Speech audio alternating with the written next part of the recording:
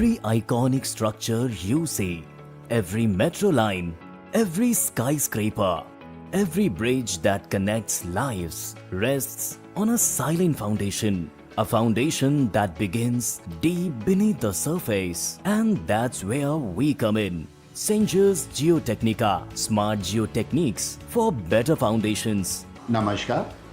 My name is Sanjay Gupta. Thereafter, right from 1971, I was employed in a job and as a site engineer. Then I became a soil engineer, then senior engineer, and likewise. As a young, enthusiastic engineer with a passion in geotechnical engineering, started as an entrepreneur, found Senja's, commonly known as FENGES, that's Foundation Engineers. Senja's is now 35 years young with a vision to make geotechnical practice as a specialist engineering services. Senja's has been instrumental in upgrading the code of practices to improve geotechnical practice in the society with an effort to match with international practices. Geotechnical engineering is a science, but it's practice and art. I always say something like, be a part of the soil, be its soul. So that is what is an achievement, and it gives me the satisfaction. Senja's was built on a commitment to generate authentic geotechnical data, maintaining technical integrity and a deep sense of purpose. Over 3.5 decades, we've partnered with India's most ambitious infrastructure projects, laying the groundwork, literally, working for a stronger tomorrow.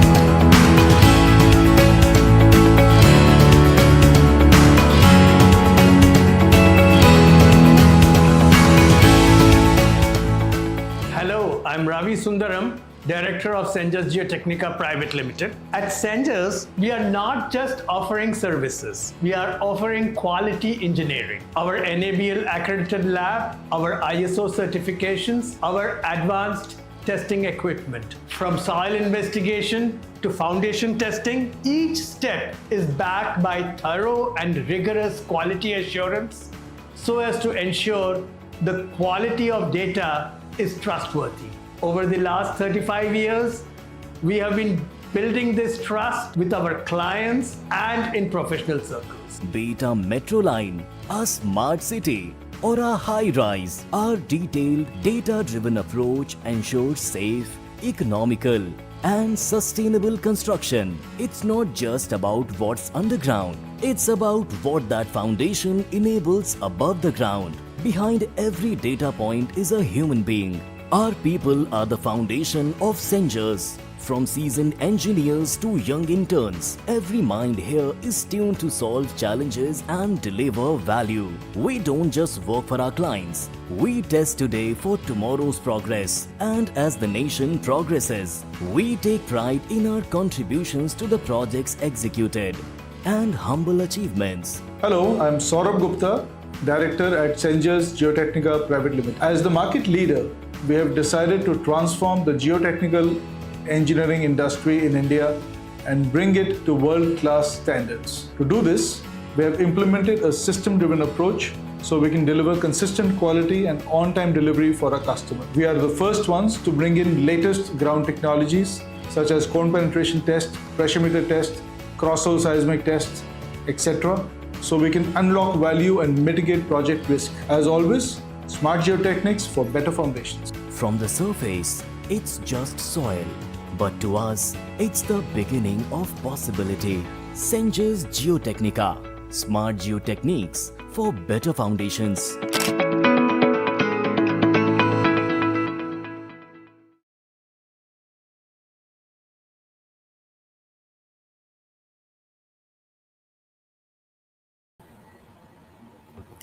Good morning, everyone. Welcome to Senja's webinar series and thank you for joining with us.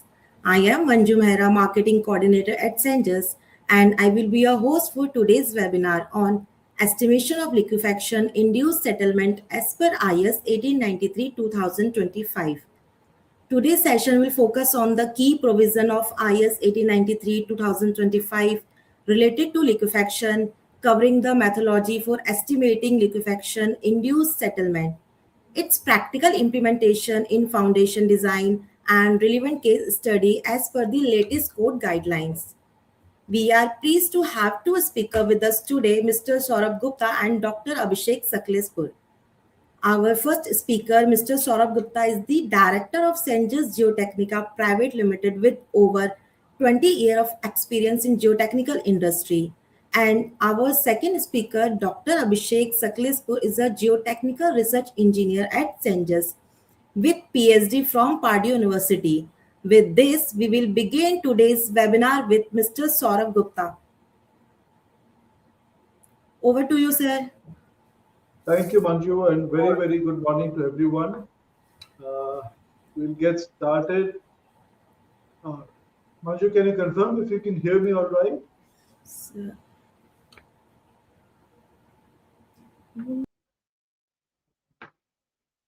All right. So we've already gone some way.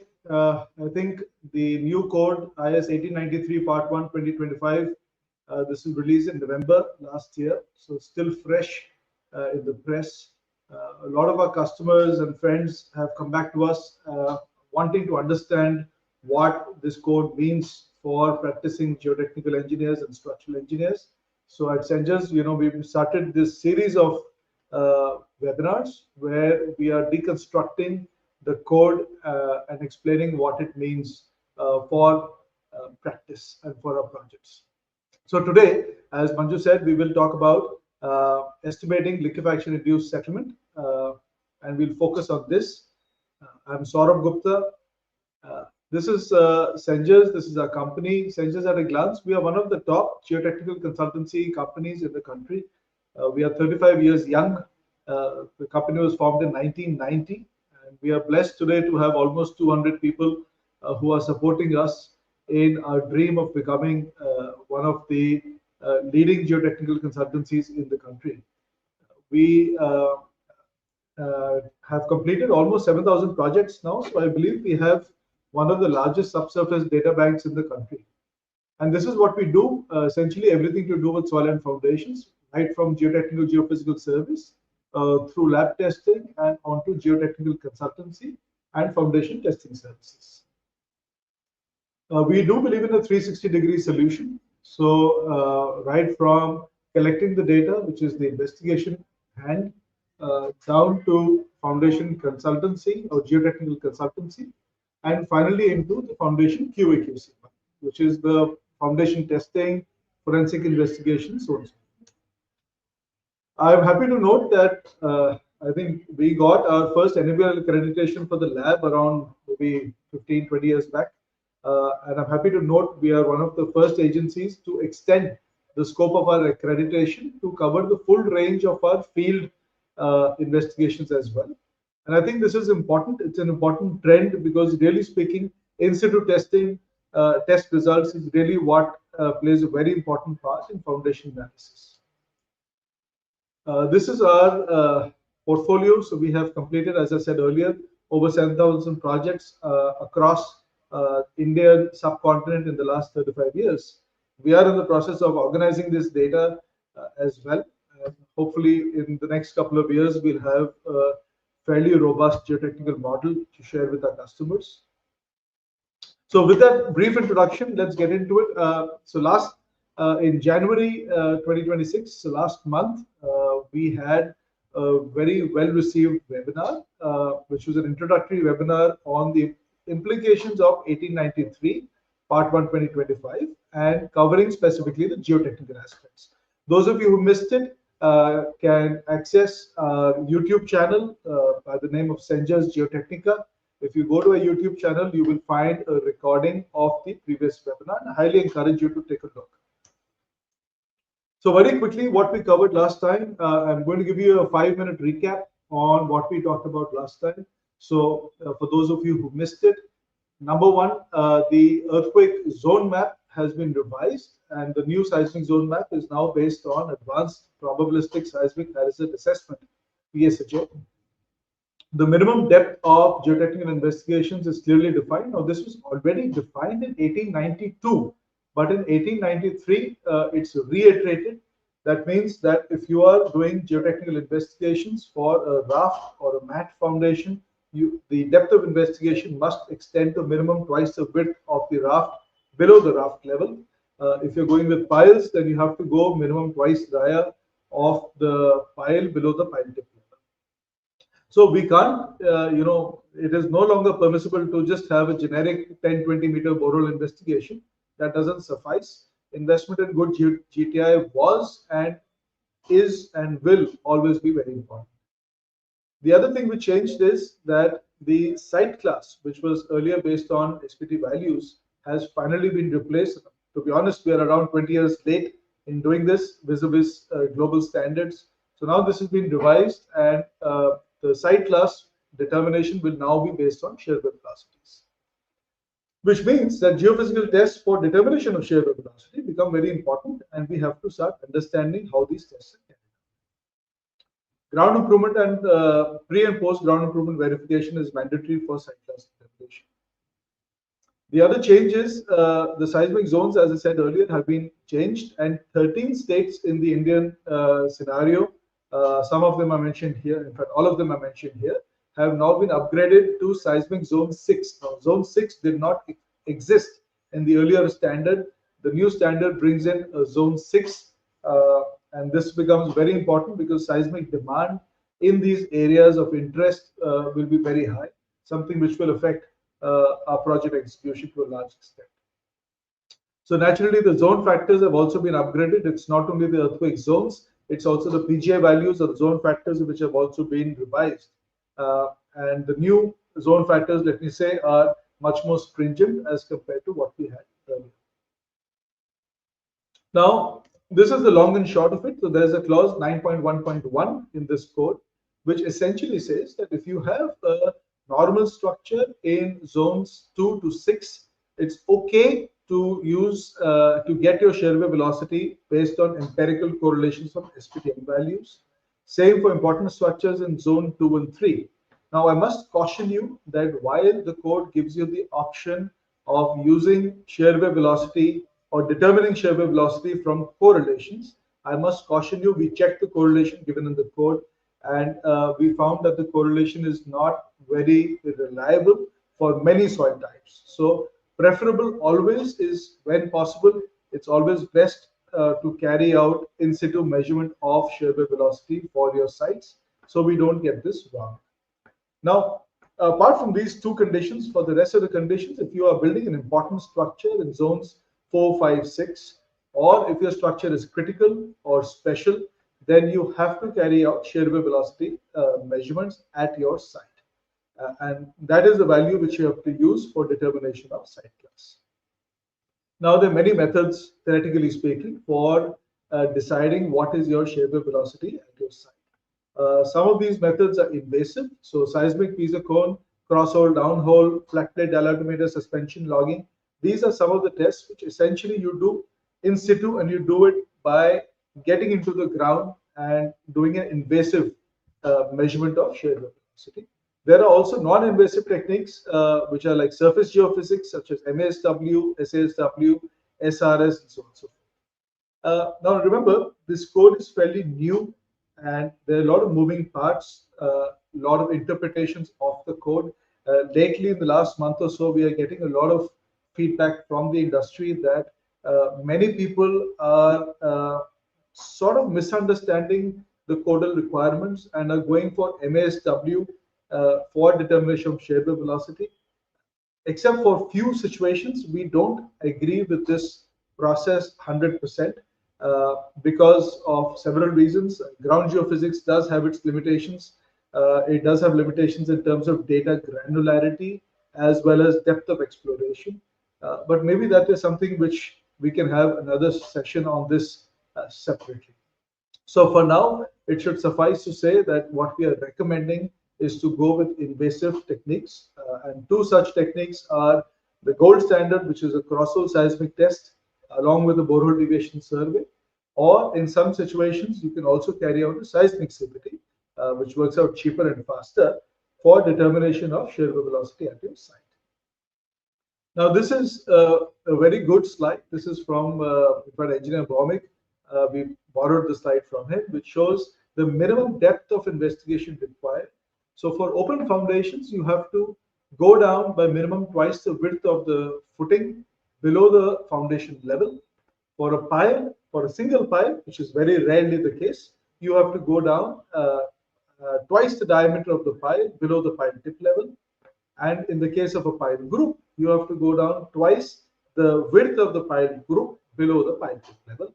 For a well foundation, again, you have to go down twice the width of the well below the well tip level. So it's very clear. This is non-negotiable. The code is very clear as to what is the depth of influence which is to be considered, and hence this is the minimum depth to which you have to measure your shear wave velocity at the site to satisfy the code. Now, once you get your shear wave velocity profile, you have to take a weighted average shear wave velocity, and there's a technique to do it. You have to get it below your foundation level, and the weighted value which you get in the zone of influence will then be used as per this table. You can plug in your average shear wave velocity, and you can determine your site class. The other changes are the geotechnical considerations have been strengthened. So if you go through the code, the liquefaction assessment has been revised, soil flexibility, effects, soil structure interaction, site-specific spectra has been added. Big change, I think for the first time, seismic bearing capacity is a requirement, and I think that's something which we will cover in one of our subsequent webinars in detail. Liquefaction analysis, now this is a sea of change. The earlier code, the liquefaction evaluation was based on the NCER summary report of, I think, 2004. Yaud et al. The new code has upgraded the seismic, the liquefaction evaluation techniques, and now this is basically based on Boulanger and Idris 2014. This is a great update, and the updated relationships are given for CSR and CRR, the correction factors for the effective fines content and stress level, and lastly, the liquefaction-induced settlement based on Zhang et al. Has also been included in this code. So if your factor of safety is more than 1.2 but less than 1.4, it's now mandatory to calculate what is the liquefaction-induced settlement for your site.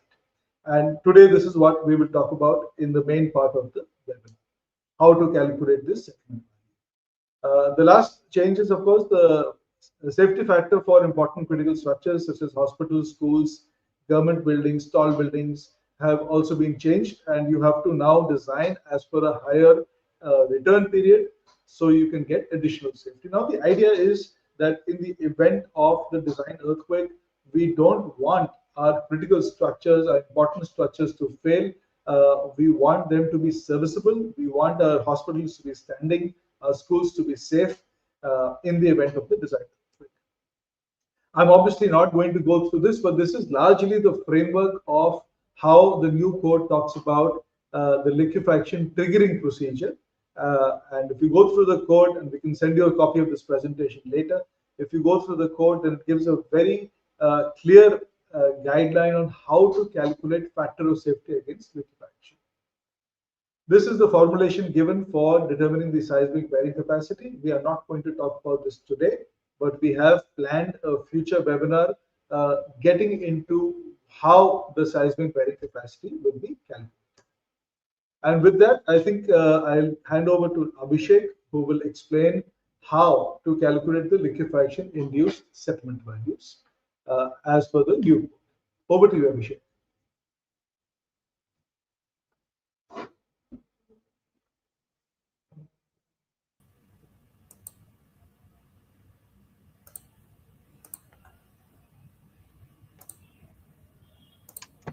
Can you see my screen and hear me well? Yes. Okay. So thank you, sir, for the introduction. Now let's look at liquefaction-induced settlement. First, a brief theoretical background. What is this liquefaction-induced settlement, or another way of saying it is post-liquefaction volumetric settlement. So it basically occurs due to the densification or reconsolidation of liquefiable soil, example, loose, saturated, silty sands or fine sands below the water table, after the dissipation of the excess pore pressure. So in simple terms, the process is as follows. So first, if you look at the figure here at the bottom, you have your structure that is embedded in the foundation soil with the groundwater level as shown in the figure, but you have a loose sand layer that's below the water table. And if you look at the soil structure, you have the soil particles that are in contact with each other, and the voids are filled with pore water. Now, the earthquake causes liquefaction of the ground, and that is represented by the figure here in the middle. During the liquefaction, you have an increase in the pore pressure. So you have a buildup of the pore pressure, and because of that, your effective stress reduces in the soil. And you can see that here with the soil structure diagram, where the soil particles are now no longer in contact with each other, and they're essentially floating in this matrix. Now, as a consequence of liquefaction, you could also have soil that gets ejected from the loose sand layer, and that could end up all the way to the ground surface, forming what are these sand boils or sand blasts that are visible at the ground surface. After the shaking stops, the excess pore pressure dissipates and pore water drains out from the voids of the soil. As a consequence, the soil layer will contract or consolidate, resulting in the development of volumetric strain. And this leads to settlement of the ground surface. And you can see that with the figure here on the bottom right, where there is a clear subsidence of the ground surface as a consequence of this post-liquefaction volumetric strain.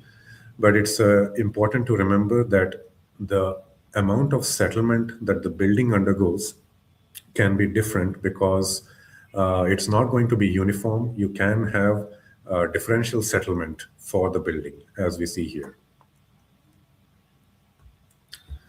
Now, in clause 9.2.3 of the IS code, we have the factor of safety against liquefaction defined as the ratio of cyclic resistance ratio to the cyclic stress ratio. If the factor of safety is less than 1.2, then the soil is liquefiable and it's considered unsafe against liquefaction. Between 1.2 and 1.4, the code says that the settlement of the ground resulting from the earthquake loading should be verified based on the figure, which I'll explain on the following slide. And if it's more than 1.4, then the soil layer may be considered safe against liquefaction. Now, this is the figure or chart given in the IS code to estimate post-liquefaction volumetric strain from the factor of safety against liquefaction. Now, you can see that this chart has 7 different curves, and each curve corresponds to a different value of relative density, a different value of N160, so your stress normalized SPT blow count, and a different value of QC1N, which is a stress normalized cone resistance. Now, depending on the factor of safety against liquefaction for each soil layer below the foundation, you can theoretically use this chart to get the corresponding post-liquefaction volumetric strain. Now, the clause in the IS code says that if your factor of safety is between 1.2 and 1.4, you must estimate liquefaction-induced settlements and account for that in your design. But if we look at this range here on the chart, we can see that within this range of factor of safety, the post-liquefaction volumetric strain is relatively low, and you can say that it's of the order of 0.5% or so. But as your factor of safety against liquefaction decreases, you can see an increase in the post-liquefaction volumetric strain.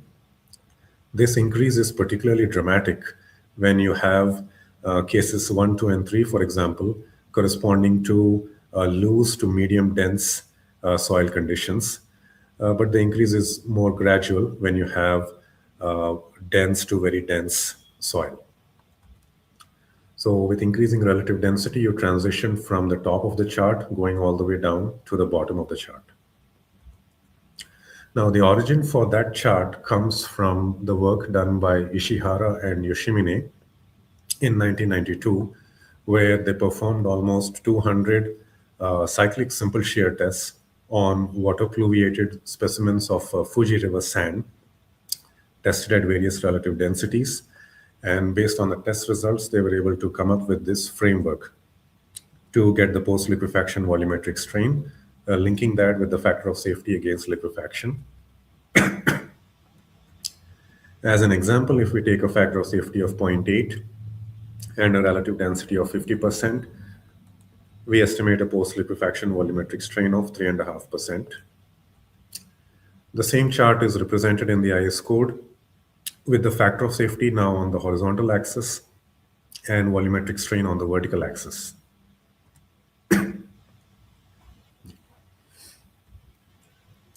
So once we get the post-liquefaction volumetric induced settlement, we can then calculate,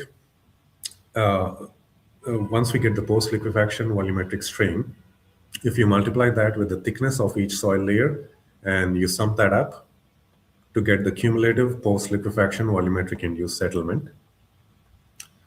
So to visualize this, you can think of a building that's embedded 2 meters in the foundation soil. And below the building, you have different soil layers ranging from non-plastic silt, silty sand, gravel, and then at the bottom, we have non-liquefiable clay. Each of the liquefiable soil layers can have a different relative density. And so you would get a different factor of safety against liquefaction. And then by using this chart, each layer would have a different post-liquefaction volumetric strain. And then when you multiply that with the layer thickness and take the summation, you get the total liquefaction-induced settlement, which is only the free field settlement of level ground. So this procedure estimates only the 1D settlement due to post-liquefaction volumetric reconsolidation, but it does not include other mechanisms such as ejecta-induced displacement and shear-induced displacement. So recent research indicates that liquefaction-induced building settlement is usually a combination of all these three factors, including ejecta, shear, and volumetric mechanisms. In simple terms, what ejecta-induced displacement means is if you have, let's say, a loose pocket or below your building, then during liquefaction, it's possible that depending on the amount of ground shaking, whatever material that existed here could end up coming onto the ground surface. So then that would then create a void here because this material no longer exists, and then that produces displacement or compression of the foundation soil. Similarly, you could have shear-induced displacements due to the loads from the building and a reduction in the bearing capacity of the foundation soil as a consequence of the earthquake. So this is a schematic illustrating the effect of punching shear and the corresponding shear-induced displacement associated with that. Now let's move on to a few case studies where we applied some of these principles to estimate post-liquefaction volumetric strains and settlements. So the first case study is a wind turbine generator in Kachchh, Gujarat. The scope of work here included boreholes, CHST to 25-meter depth, along with CPTUs also to 25-meter depth at each WTG location. And at this site, there were almost more than 300 plus WTG locations that were investigated. So this is the site stratigraphy from boreholes as well as the CPTU interpreted soil behavior type. we can see that in general, there is a good match in the stratigraphy from the borehole and the CPTU, with minor differences in the vertical extent of various soil layers. The upper stratum from the ground surface to about 7.5-meter depth consists of medium stiff clayey silt with SPTN values in the range of 5 to 8. Below this, we have non-plastic loose to medium dense sandy silt to 14-meter depth with SPTN ranging from 7 to 16. Subsequently, medium dense to dense silty sand with SPTN of 20 to 37, all the way to the depth of 25 meters. Groundwater was encountered at a depth of 3 meters below the ground surface, as represented here in the diagram. Now, these are the results of CPTU tests. So we have typical plots of the cone resistance, sleeve friction, pore pressure, and normalized soil behavior type based on the chart proposed by Robertson 1990. Now, these are plots of CPTU interpreted parameters. So first, N60. So the continuous solid line is the value of N60 estimated from CPT data using the correlations by Robertson and Cabal 2022, whereas the scatter points are the measured N60 values from SPT tests. So in general, we can see a good match between the two with minor differences here in the bottom half of the soil profile. Similarly, we have the bulk unit weight from CPT correlation versus lab testing. Undrained shear strength from CPT correlations matching reasonably well with laboratory measurements of SU from UU triaxial tests. Then we have a profile of the friction angle, and finally the overconsolidation ratio. Now, shear strength and OCR are parameters associated with fine-grained soils, whereas friction angle corresponds more with coarse-grained soils. So you can see breaks in the soil profile corresponding to whenever we have coarse-grained or fine-grained layers. Now, moving on to other interpreted parameters, so relative density estimated from CPT data using correlations. So you can see relative density is quite uniform and of the order of 40 to 50% or so, indicating loose to medium dense conditions. We have the constraint modulus, then the Young's modulus corresponding to 50% degree of loading. And finally, shear wave velocity estimated from CPT correlation, which is the solid continuous line, and the measured shear wave velocity from the cross-hole seismic test. So we can see a very good match between the two, all the way to a depth of 25 meters. And finally, the small strain or dynamic shear modulus, G0. Now, moving on to assessment of liquefaction susceptibility. So this site falls in zone 6 with a magnitude of 8.0. These wind turbine structures are essential for energy generation infrastructure. So any damage to these structures could lead to economic loss or disruption of the power grid. So as a result, these structures are classified as important industrial structures as per part 4 of IS 1893. And so the corresponding design return period and PGA are 975 years and 0.6 G. Now, with this data, we performed a liquefaction susceptibility assessment using SPT, CPT, and shear wave velocity. These are the results of the SPT-based liquefaction analysis. So first, you have the raw SPT data that is indicated here.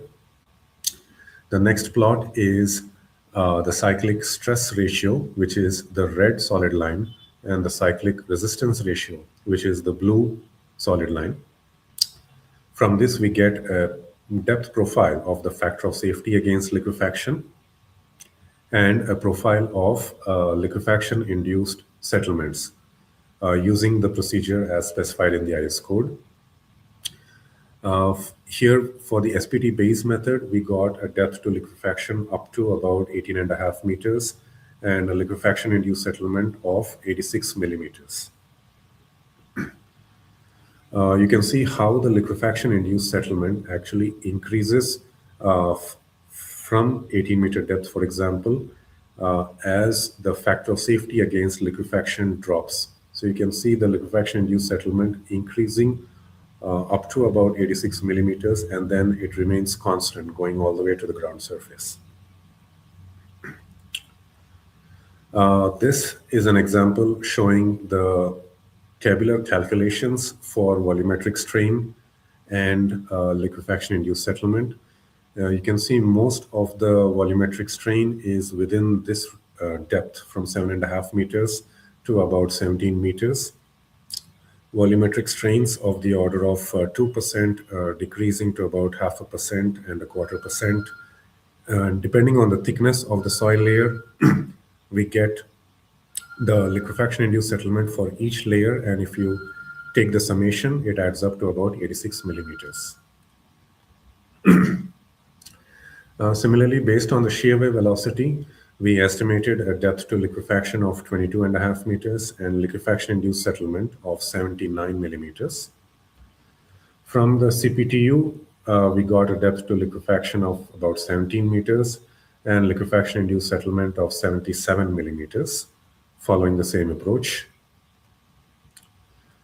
And this is a tabular summary of the liquefaction analysis for all the three test methods. So the main takeaways are that all three methods indicate susceptible strata ranging from 17 to 22 meter depth, confirming the presence of liquefiable soil layers. Estimated post-liquefaction volumetric induced settlements are of the order of 77 to 86 millimeters, which may be serviceability critical depending on the tolerance of the structure. As a consequence, ground improvement may be required to increase the resistance to liquefaction triggering and decrease post-liquefaction volumetric induced settlements. Now, another case study that we looked at is a bridge across the Brahmaputra River near Guwahati, Assam.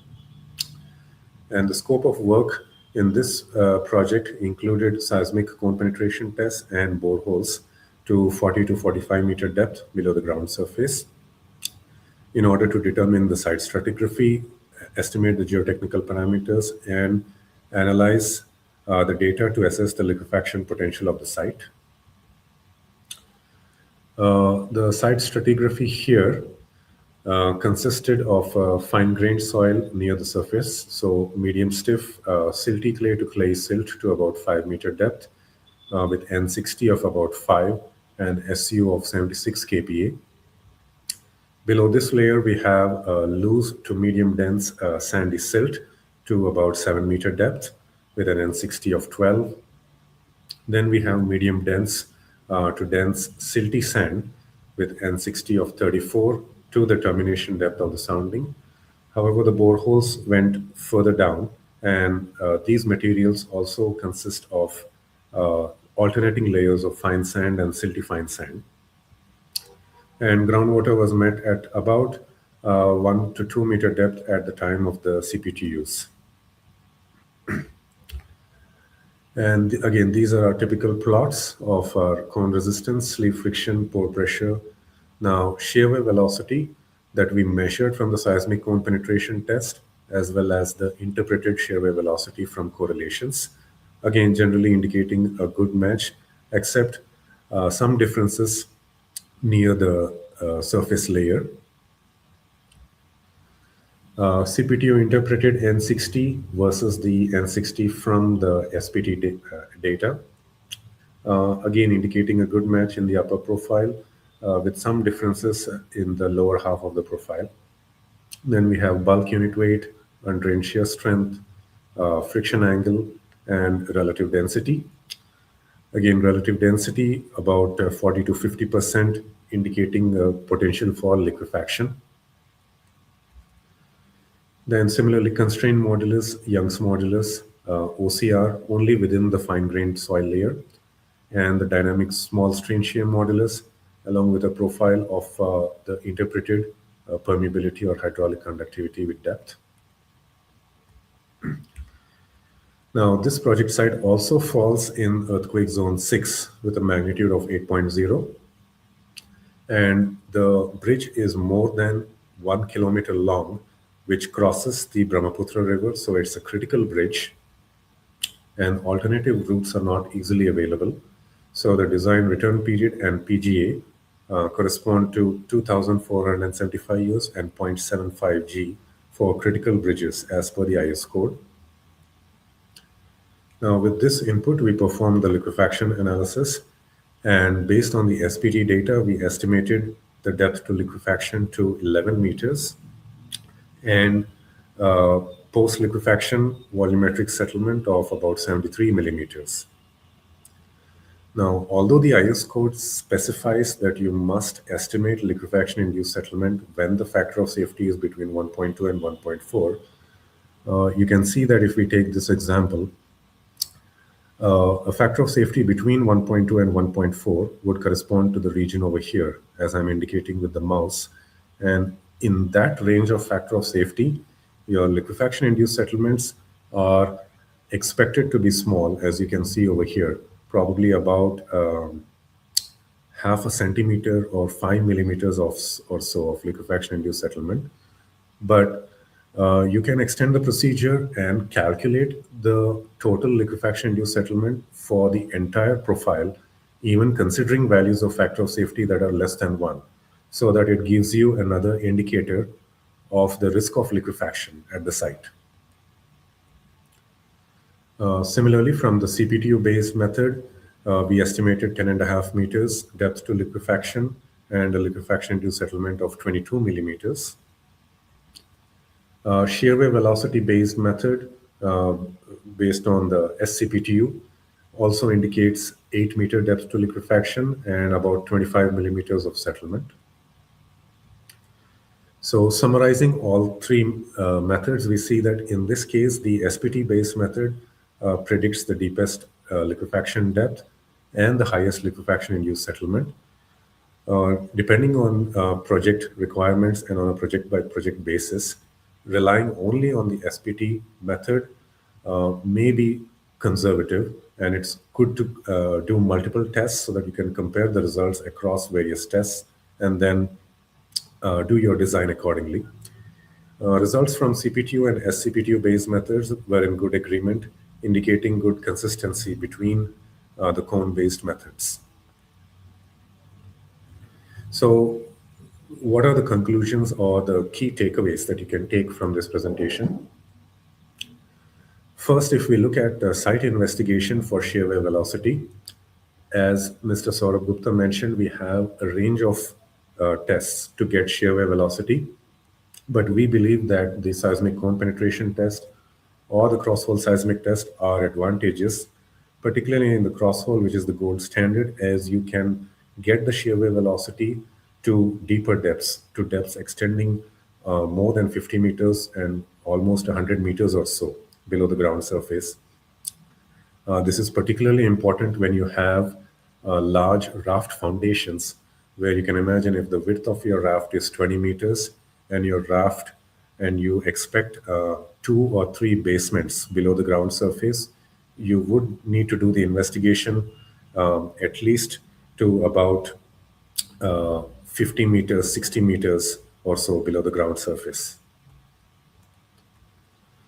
And after doing the investigation, what you get is a continuous profile of shear wave velocity with depth. From the profile of shear wave velocity, you need to calculate the weighted average shear wave velocity as specified in the IS code, weighted based on the thickness of each soil layer within the zone of influence of the foundation. Based on that weighted average shear wave velocity, you can then calculate what is the seismic site class.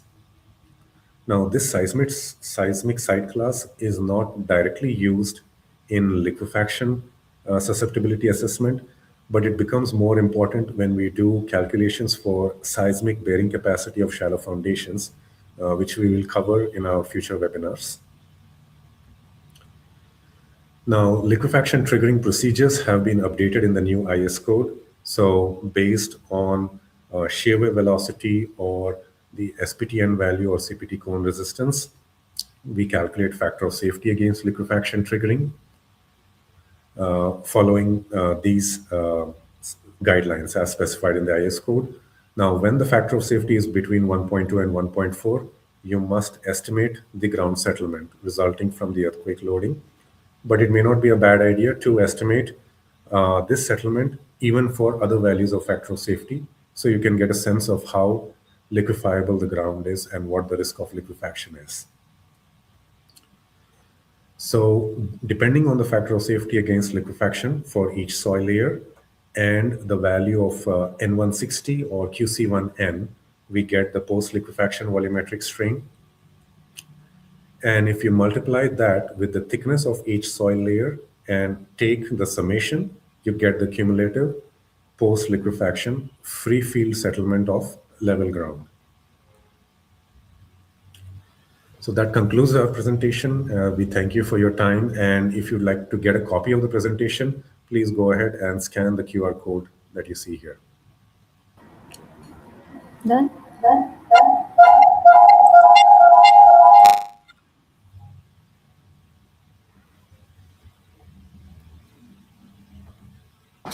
Thank you, sir, for your informative and very insightful presentation. We will right now move on to the question and answer session. I request all the participants to drop the questions in your chat boxes. So our first question is from Manso. He's asked us, like, has Senja studied any correlation between geophysical and actual measurements of shear wave velocity? Between geophysical and natural measurements of shear wave velocity.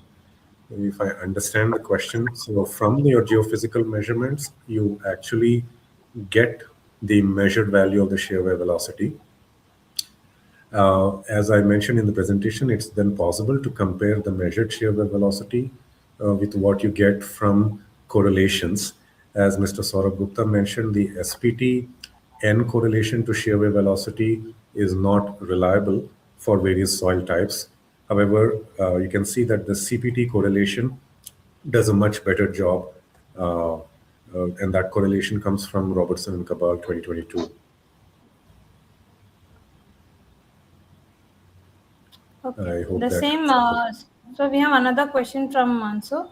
He is also asking, with the new code method, in some sites we are getting a non-liquefiable soil at shallower depths and liquefiable soil at greater depths. This is confusing? So any comments, your opinion on this? Well, I want to say, Manasar, Namaskar. I want to say yes, at times it could be possible, of course, if you have, like we are doing a project in West Bengal area where we are also observing this, but that is because we had a clay layer underlain by liquefiable You have sand. tagged the wrong question. Yes. However, I would recommend always, before we jump into liquefaction, sir, always recommend to check the input data. See, now with these new liquefaction correlations, the quality of input data becomes very important. And what we are observing is increasingly, I think, we are reaching grand conclusions of liquefaction and ground improvement based on data which is essentially erroneous. So we have to go back to the basics.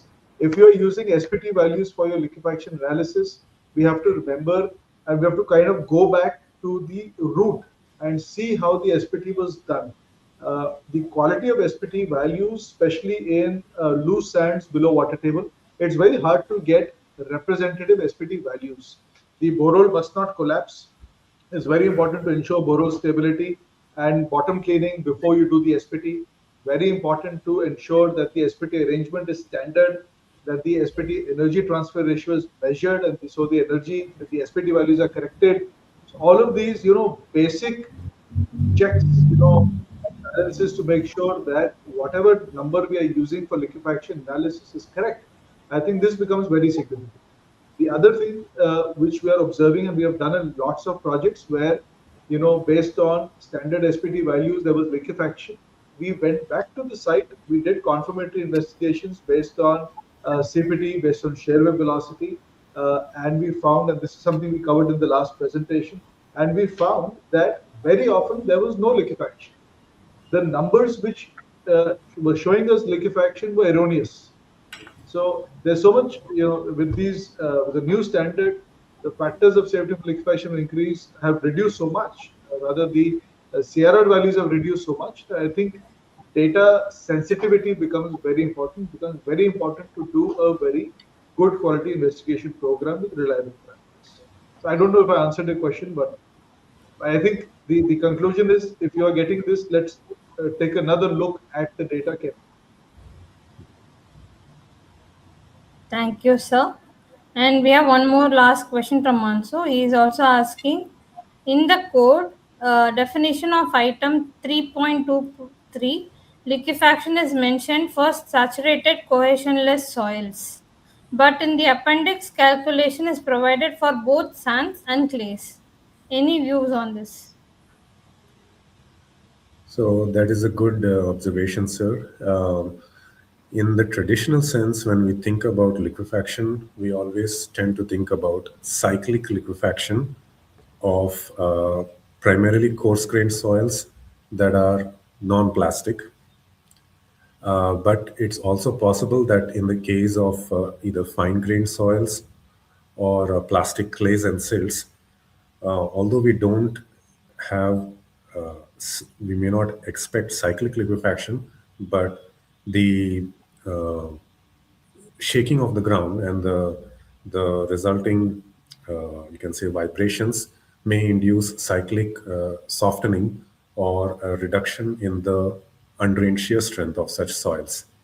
The new IS code does provide a procedure to also account for this and to calculate the corresponding factor of safety against liquefaction, even in such materials, mainly to ensure that any cyclic softening, strain softening, or loss or a decrease in the undrained shear strength does not lead to stability issues or serviceability issues for the structure.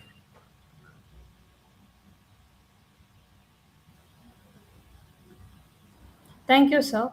We have a question from Nafis Khan. He is asking, when assessing liquefaction potential individually, the results of MASW and SPT are not matching. The difference is very large. I think this goes back to the point that Mr. Sorabh Gupta was mentioning, and Sorabh sir can elaborate further on this. But the quality Yes, of the I think this is a very, very important point, Mr. Nafis. We are also, a lot of our customers are coming back, and I think there are two root causes of this difference. And again, as I said earlier, we have to be careful on the quality of the input data. So both SPT and MASW, the input data quality becomes significant. If we are just doing it, on L1 basis, it is possible that there are two separate agencies. The geophysicist is doing the MASW, your geotechnical investigation guy is doing the SPT, and these two guys are giving you completely different input values. So if the input values themselves don't match, then obviously we need to look at why before we get into liquefaction analysis. Now, assuming I didn't understand the question completely, but assuming that your input values are sort of matching, I presume that the liquefaction analysis, as we also showed in our case study, the result of liquefaction analysis should be more or less similar. A little bit, I want to get into this a little bit more. Again, we'll talk about this in detail. I'm going to share my screen for this. So we are also looking at, the merits and demerits of doing cross-hole versus doing MASW for shear wave velocity. So remember, basically, cross-hole is a down-the-hole test. You put your source and receivers down the hole at the same level, and then you can directly measure shear wave velocity horizontally at any given depth. So it's a direct measurement of shear wave velocity, and there is no depth restriction for cross-hole. In MASW, and we do this as well, MASW, the strength of MASW is two-dimensional profile. However, ultimately it's a surface method, and the shear wave velocity values of profile is interpreted. So we'll talk about this in a subsequent thing, but basically, we have to be very careful. MASW will struggle if you have, say, a soft layer beneath a hard layer. You can't catch it using surface geophysics. You have to do invasive techniques. MSW depth is also limited. You cannot guarantee in MSW, you can't guarantee that you will be able to get data up to the required depth, because essentially it's working on inversion principle. It's MAC analysis involved. Uh, and also, the MSW values you have to be careful because it's largely interpretive. It's not a direct measurement. It's also sort of non-unique. So depending on how good your seismograms are, depending on who's picking the wave arrival, the MSW based shear wave velocity profile can also be a little bit non-unique and can be user dependent. So it's just a word of caution. I think we have to be careful before we jump and use MASW for this. Better always to do crossover or seismic signal. Thank you, sir. And we have a question from Ayush. He is asking the influence depth shown is the below the ground level or below founding level for the pile. It's below The, the founding level, below the founding level. below the pipe tip level. So if it's single pipe, then the influence depth has to, of the shear wave velocity testing or for geotechnical testing, has to go minimum twice the diameter of the pile below the pile tip. But single piles are very rare. Usually you have a pile group. So in that case, your depth of investigation has to go down from the pile tip level, go down by twice the width of the pile group below the pile tip level. Now, obviously, when you're doing investigations, you don't know how long the pile is. You can only guesstimate it. So guesstimate based on, err on the side of conservatism. If you are expecting that roughly your pile might be 30, 40 meters long with say a pile group size of say 10 meters. So then maybe you consider 40 and you go down to 50 meters. So that's my recommendation. And don't forget the cutoff level. Thank you, sir. We have a question from Asif.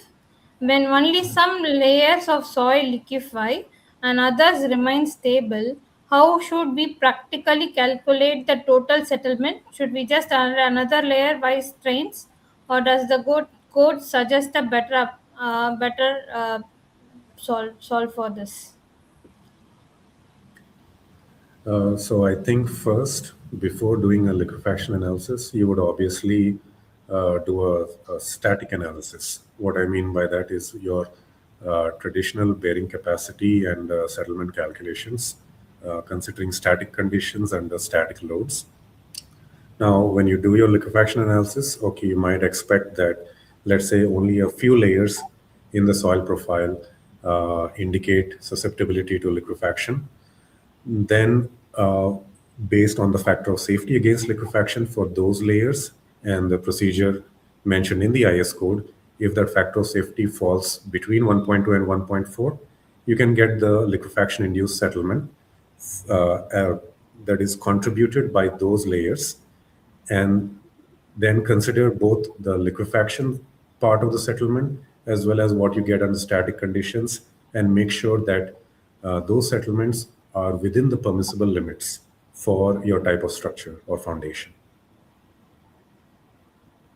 Yes, Thank it's a you, little sir. tricky because you're only allowed to consider liquefaction-induced settlement if your factor of safety is between 1.2 to 1.4. But in reality, when you carry out a liquefaction analysis, there will be some layers will be non-liquefiable, some with a factor of safety less than 1.2, in which case you have to go for ground improvement and you can't put your foundation in that layer. And there will be some layers where your factor of safety will be between 1.2 and 1.2. So I think this is something which we have to figure out on case by case basis. It gets a little complex. Thank you, sir. I hope this answered the question. We have next question from Ayush. He is asking how is the thickness of soil layer decided in shear wave velocity weighted average? You have to If you create your design profile. Once you get your shear wave velocity results and you have your geotechnical results. So as always, you have to create an idealized soil profile.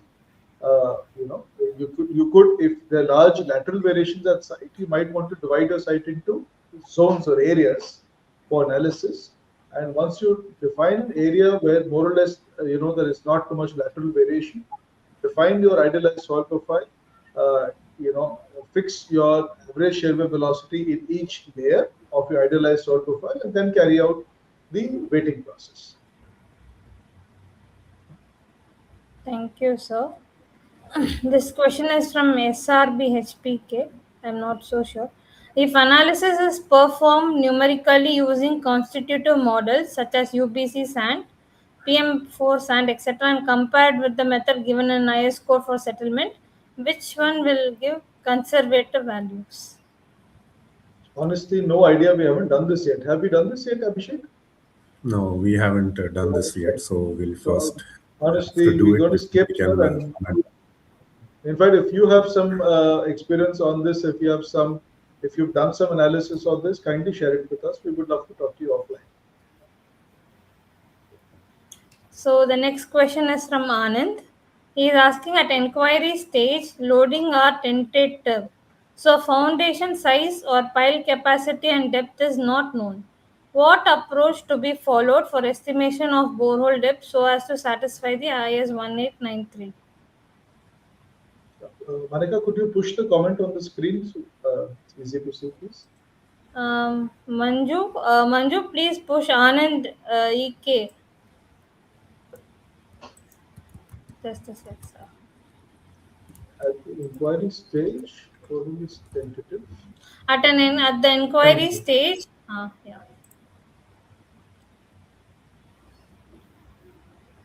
Loading is tentative, so foundation size of pile capacity depth.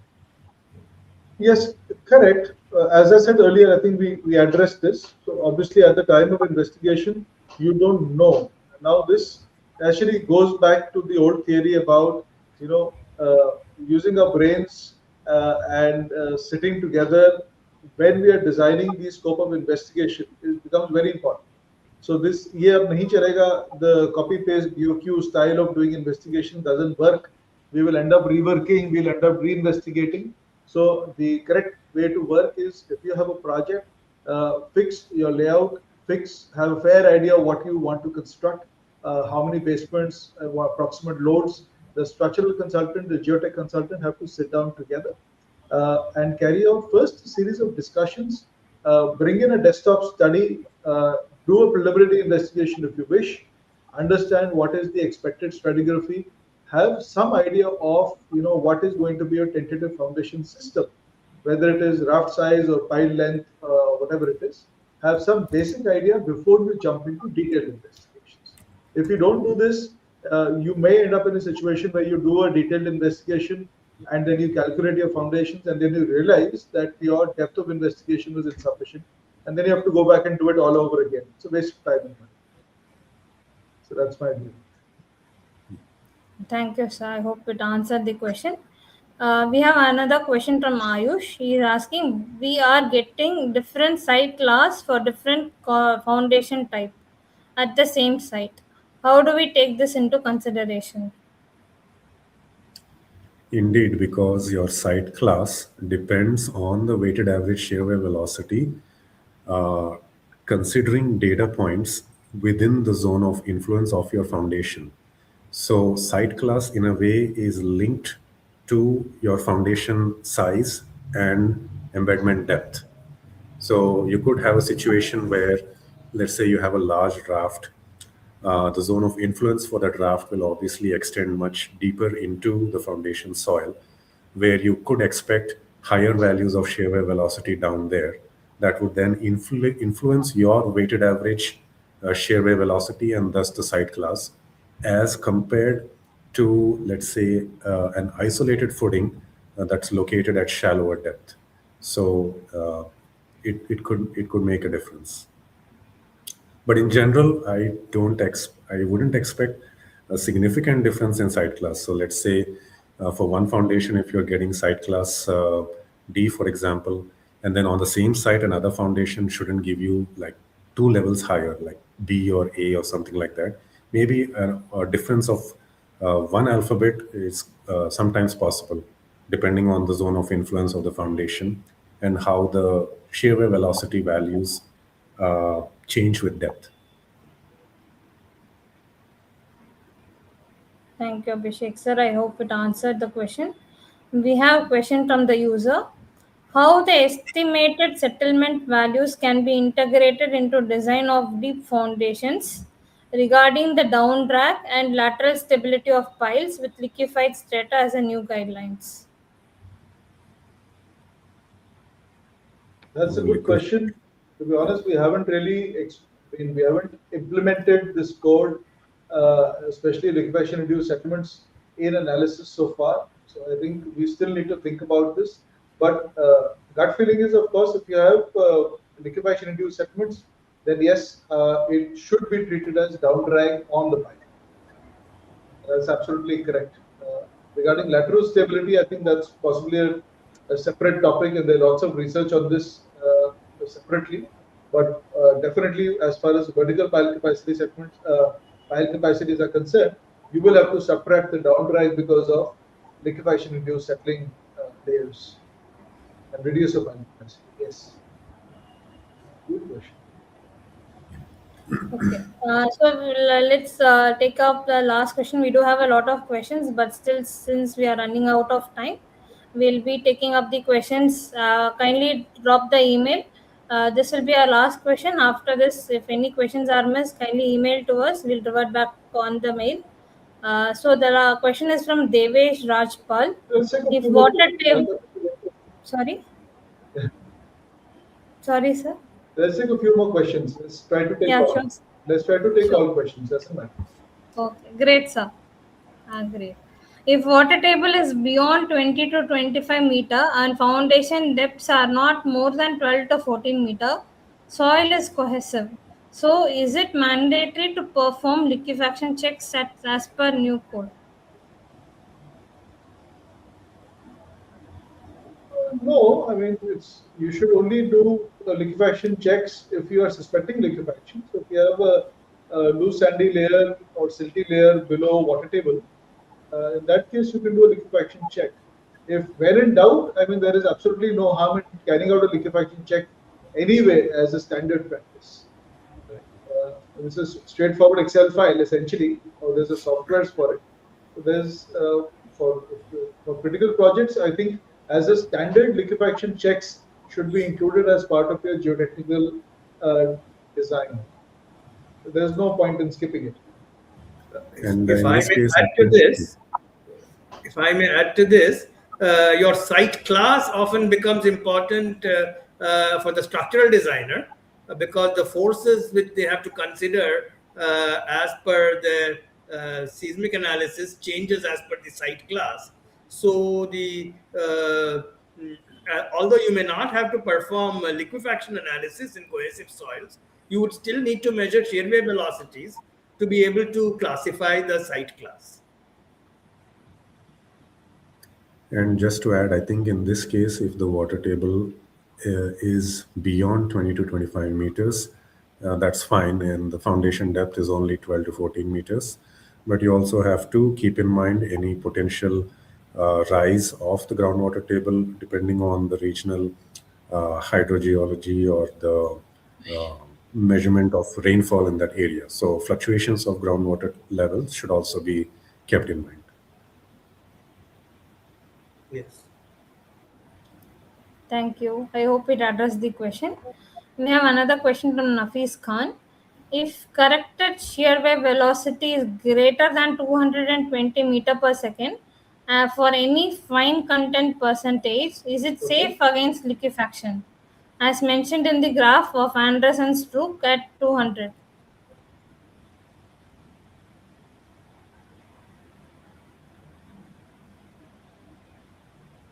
Yes, I think when your stress normalized corrected shear wave velocity is greater than a certain limiting upper value for liquefaction occurrence, it implies that that layer is unlikely to liquefy for any fines content. But I need to refresh what that the graph exactly says. But this is my thinking. Yeah, I agree.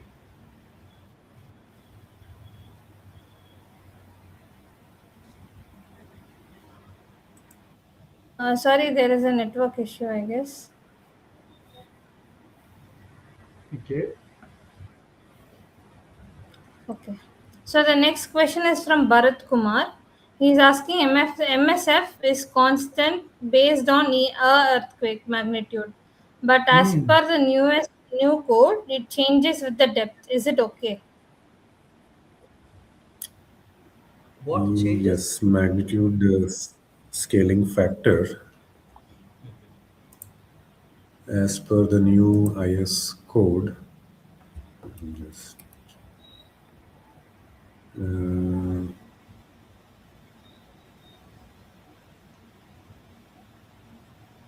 yes, the magnitude scaling factor can vary with depth as per the new IS code. That's just how the equations are formulated and the procedure adopted by the IS code. Yes.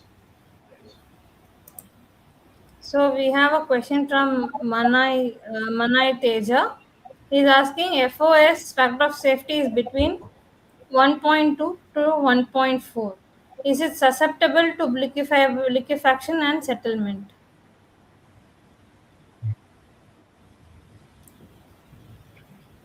Uh, so the factor of safety is greater than 1.2, so it's definitely, I would say uh, it's not unsafe against liquefaction, but you still have to do the calculations for the liquefaction-induced settlement to confirm and verify that that is acceptable and within the permissible limits. If the factor of safety, however, is clearly more than 1.4, then it's classified as being safe against liquefaction, as per the code. Correct. Okay. And also the Our additional last settlement will be very small, Ah, if any. if- So last question is from Devesh Rajpal. He is asking, is downhole test reliable for geophysical investigations? If you're referring to downhole seismic test, Mr. Devesh, then yes, reliable. Again, see, you have to pick and choose. It depends on your site. There is no one right answer for every site. So if you have a site where you have fairly homogeneous soils with depth, then downholes and your depth of investigation is limited. Maybe you only want data up to 30 meters or so. Then yes, downhole seismic test can be done. Now, whether you do a downhole seismic test in a borehole or you do a downhole seismic CPT, then yes, it is applicable and you can use it. Obviously, if that's not the case, and if you have layered soils, or if you want to go deeper, or if you want more accurate values, then cross-hole seismic test is the gold standard. You have to do that. That, remember, is the only test where you can get direct measurements of shear wave velocity at every depth. So when in doubt, go for cross-hole. And if there is a budget issue or a time issue, then or if your site is simple and homogeneous, then maybe yes, you can consider downhole testing. Okay. We have one more question from Suresh Mayura. He is asking, how important is the laboratory cyclic test? Does IS code support laboratory tests for CRR values? Theoretically, yes. I mean, the IS code doesn't tell you ever which test to do. So that is for you and your geotechnical consultant to decide based on all the parameters, based on what you're building, where you're building, soil type, budget, time, all those factors. So definitely cyclic testing or cyclic shear testing, resonant column testing is applicable. But remember, we've done it for projects, but practically speaking, the bottleneck is there are two bottlenecks. One is getting a very intact soil sample or actual representative soil sample sometimes becomes very hard because remember you are planning to test in liquefiable soils, and liquefiable soils unfortunately are very hard to sample properly. So if you have a great sample quality, then fine, you can go ahead with lab testing. But I suspect it's going to be difficult. The second challenge is, I think, availability of testing equipment and the time it takes to carry out lab testing is quite high. So for research purposes, definitely great. But most project managers are not going to wait for laboratory test results. And I think in situ or field testing is really what people would prefer. Vis-a-vis time and cost and ease of doing it. That's my perspective. Where this could potentially be particularly important is probably in the case of mine tailings, and where laboratory testing, either cyclic traction tests or cyclic simple shear tests, could provide valuable data in that situation. Yes. Thank you, sir, for addressing the questions. I think I'll give the stage over to Manju. Over to you, Manju.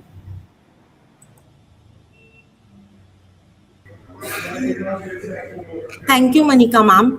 Thank you, sir, for addressing the question and sharing your insights. With this, we conclude today's session. I sincerely thank our speaker for the informative and practical discussion, and also thank to all attendees for their participation. For any further queries, please connect with us via mail or social media channel. And I'm also excited to announce our next webinar on calculation of seismic bearing capacity of open foundation as per IS 1893. Detail will be shared soon. Thank you everyone for your participation. Have a wonderful day ahead. Thank you. Thank you. Thanks, everyone. Thank you, Thank you. everybody. Thank you. Thank you.